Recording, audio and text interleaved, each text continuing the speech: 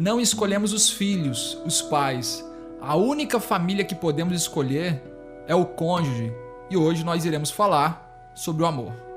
Seja bem-vinda, seja bem-vindo a esse momento de reflexão. Meu nome é Márcio Siqueira e você está no Dispense. O casamento é um projeto essencialmente feminino. O garoto, quando vai brincar, ele brinca de todas as outras coisas, menos de ser pai, menos de ser esposo. As brincadeiras normalmente estão envolvidas com as questões relacionadas ao trabalho. E já a mulher, a menina, toda brincadeira, todo imaginário infantil está indo em direção ao casamento. Por isso, o casamento é um projeto muito mais feminino do que masculino. É muito comum quando se pergunta para um casal, por exemplo, que nota eles dão para o seu casamento, e as notas que as mulheres dão, em via de regra, são menores do que a nota dos homens. Porque para eles está bom. Agora, e para elas? E a verdade é que amar é dar ao outro a possibilidade de nos ferir. Porque toda vez que a gente ama, a gente se fere. Amar é abrir a guarda para ter essa possibilidade de sofrer. Se você não ama, você não sofre. O problema é que quando você também não ama, você não é feliz. E aí, quando eu estou falando de amor, eu não estou falando exclusivamente agora, nesse momento, sobre o amor romântico entre uma mulher e um homem. Nesse momento, eu estou falando de um amor muito maior que isso. Olha quanto sofrimento um filho traz aos pais. Olha o sofrimento da maternidade, os primeiros meses. Olha o sofrimento da chegada dessa criança, seja cesárea, seja parto natural. Olha tudo que envolve nisso. E é esse sofrimento, talvez, esse investimento que é feito nessa criança. E eu estou falando de investimento, eu não estou falando necessariamente de dinheiro. Quando eu estou falando de investimento, eu estou falando de energia que é colocada nessa criança, de tempo, de dinheiro, de expectativa, de afeto. Esse sofrimento, ele vai fortalecendo, vai exigindo cada vez que se ame mais, porque do contrário, você deixa essa criança na maternidade e vai embora. Por que você não deixa a criança na maternidade? Porque você ama e na medida que você vai amando, você vai sofrendo junto. É um processo que anda muito próximo.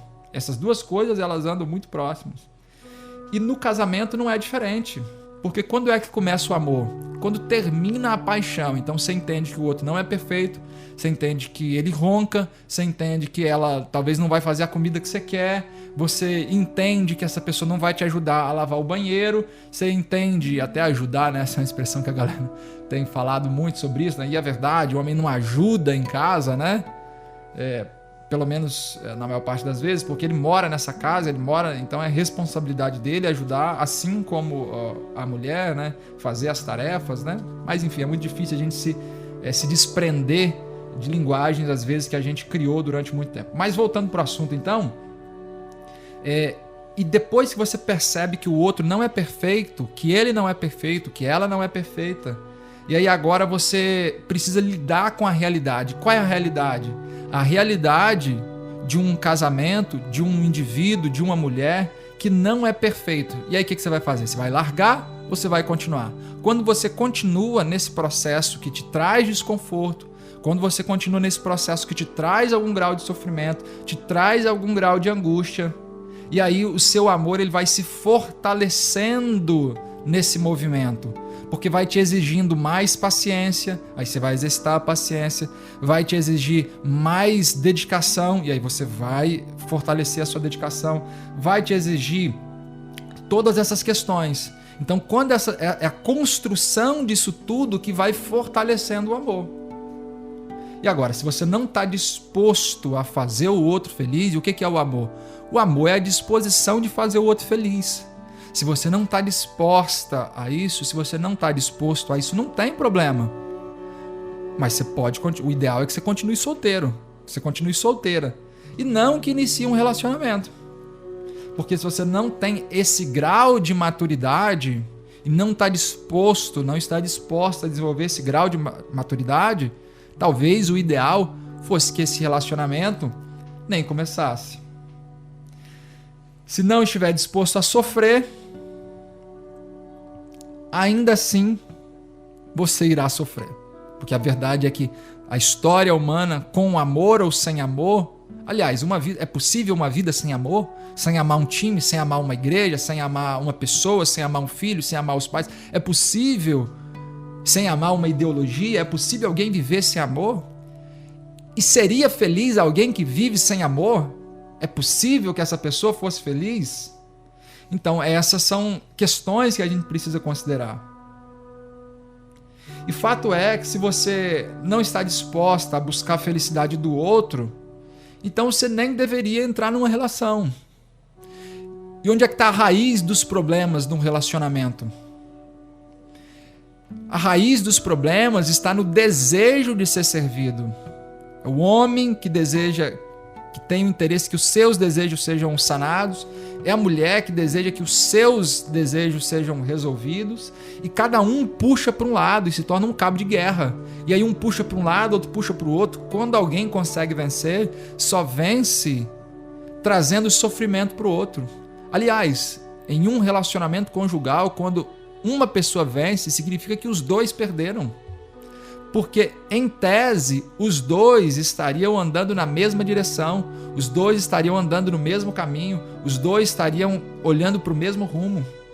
E quando assim não é, cada um olhando para uma direção, pode duas pessoas andarem juntas se elas têm destinos diferentes? É possível isso? É saudável isso?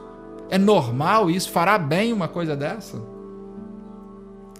Então, essa complexidade que envolve a relação humana, o desejo de ser feliz, o desejo de buscar a própria felicidade e a falta de interesse de buscar a felicidade do outro é onde estão os problemas. Claro que, se eu estou numa relação que apenas eu busco fazer a outra pessoa feliz e eu não tenho uma contrapartida disso, é óbvio que esse relacionamento vai ser um relacionamento manco. E aí, o que é mais importante, o amor do homem ou o amor da mulher? O que é mais importante para um pássaro, a asa direita ou a asa esquerda? Ambos se complementam. E se eles se complementam, então é importante que os dois aconteçam. Quando eu estou falando da felicidade do outro, e aí algumas pessoas podem pensar num contexto em que só a mulher busca a felicidade do homem e esse homem não está nem aí para ela e ele fica em casa de cara fechada. Não, eu estou falando de um relacionamento saudável, estou falando de um relacionamento amoroso, estou falando de um relacionamento em que as duas pessoas estão buscando isso. E aquela velha história, né? É possível que você já tenha lido em algum lugar, já tenha ouvido sobre isso em algum lugar. Aquela ideia, né? Quando o seu carro ele acaba a gasolina, você abandona o seu carro, você busca colocar gasolina. Acabou o amor. Será que acabou o amor? O que é o fim do amor, afinal de contas? Talvez não seria só o fim do combustível. Claro que conforme passa o tempo e vocês vão acumulando coisas, né, dentro do guarda-roupa, né, e aí eu tô falando não literalmente, óbvio. Você vai acumulando coisa, vai acumulando coisa, vai acumulando coisa. E aí, de repente, não cabe mais, aí explode, né? Aí a mulher diz assim: ah, não, tô me separando porque ele mastiga muito alto. Eu tô me separando porque ela bate a porta do meu carro. É óbvio que essa pessoa não tá se separando por conta disso. É óbvio que tem muito mais por trás. É óbvio que essas questões são apenas a ponta do iceberg. É óbvio. O problema é que quando esse iceberg ele é grande demais, essa ponta, que superficialmente é uma bobeira, ela faz com que esse iceberg que é grande demais, ele anda, ele tem mais uma pressão maior das correntes marítimas e ele acaba tendo mais velocidade, se é que isso é possível. Eu não sou um especialista na área, mas é provável que um grande iceberg batendo no outro grande iceberg cause um problema muito maior do que um pequeno iceberg batendo num pequeno iceberg, em outro pequeno iceberg. E essa é a questão: quando tem muita coisa acumulada, você não tem habilidade para apresentar como você se sente, você não tem habilidade para colocar o que você pensa. Quando você vai falar com ela, você já está estourado. Quando você vai colocar suas opiniões para ele, você já está alterada. E aí, tudo que acontece são mais brigas. É por isso que quando a gente fala desse tipo de relacionamento, se a gente está falando de um relacionamento amoroso, aliás, para qualquer relacionamento, primeira coisa, você deve falar sobre você. Então, olha, quando você comprou mais do que devia no supermercado, eu me senti desvalorizado. Eu me senti passado para trás, eu me senti um inútil, porque eu tinha feito um orçamento. Quando você não diz eu te amo, eu me sinto desvalorizada. Então você apresenta como você se sente. E quando você apresenta esse tipo de informação, é muito mais fácil, é muito mais prático. A probabilidade de você entrar num conflito com a outra pessoa diminui. As chances são maiores de você ter sucesso. Outra dica simples para você, ou para vocês, né, se vocês estiverem ouvindo juntos, é você ter um dia da semana para vocês. E aí eu estou falando sem celular, estou falando sem smartphone, óbvio, né? Enfim, sem telas, né? Sem TV, sem iPad, um momento em que bota os filhos para casa da cunhada, para casa do parente, da sogra, enfim, mas encontrar um momento para vocês conversarem. É verdade que o homem, naturalmente, ele tem mais dificuldade para essas questões. E se eu estou falando para algum colega que está me ouvindo agora, é importante que você dê esse espaço para a comunicação. Eu sei que a gente não é criado para conversar. Eu sei que o nosso modelo, o modelo que é desenhado tradicionalmente, é de uma pessoa diferente disso. Mas conversar é importante não apenas para mulheres. Por isso você tem índices maiores de suicídio entre homens, você tem índices... Por que o homem ele é mais letal do que a mulher no suicídio? Porque esse homem, ele acaba lidando com uma pressão que é diferente. Então, é aceitável a mulher que fala, é aceitável a mulher que chora, e o homem ele vai se retraindo. É o que alguns vão chamar de masculinidade tóxica, né? É importante, se você quer viver num relacionamento feliz, dê tempo, converse com ela, converse com ele. Agora, se eu estou falando para uma mulher que está me ouvindo agora, e aí eu estou falando aqui de homem e mulher, uma vez que é um padrão que é repetido, é mais comum hoje em dia, apesar de todas as outras formas que são apresentadas.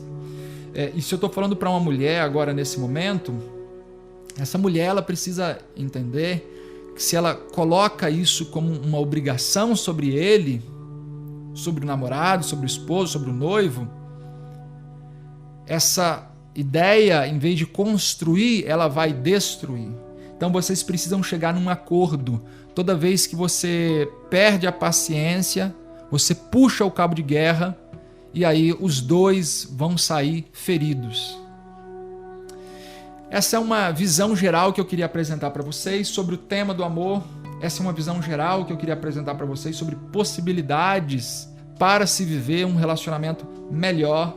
Então fale sobre você, tenha tempo para conversar. É óbvio que esse tempo no início ele vai ser talvez até mais prejudicial, porque tem muita coisa, muita roupa para ser lavada, e agora vocês começam a lavar essa roupa. Então vocês podem sentar numa cadeira, vocês podem sentar no quintal, vocês podem sair andando, e aí a ideia é que seja andando mesmo e não dirigindo um carro, em que vocês dois vão conversando. Você não precisa nem gastar nada para isso. Você dá uma volta no quarteirão, você dá uma volta, é bom que você se exercita, vocês se exercitam e ainda vocês têm a possibilidade de conversar, mas sem celular, sem TV, sem telas, apenas uma alma humana se abrindo a outra alma humana. Nós ficamos por aqui e hoje eu queria dizer para você que o ideal é que você dispense tudo aquilo que te faz infeliz no casamento.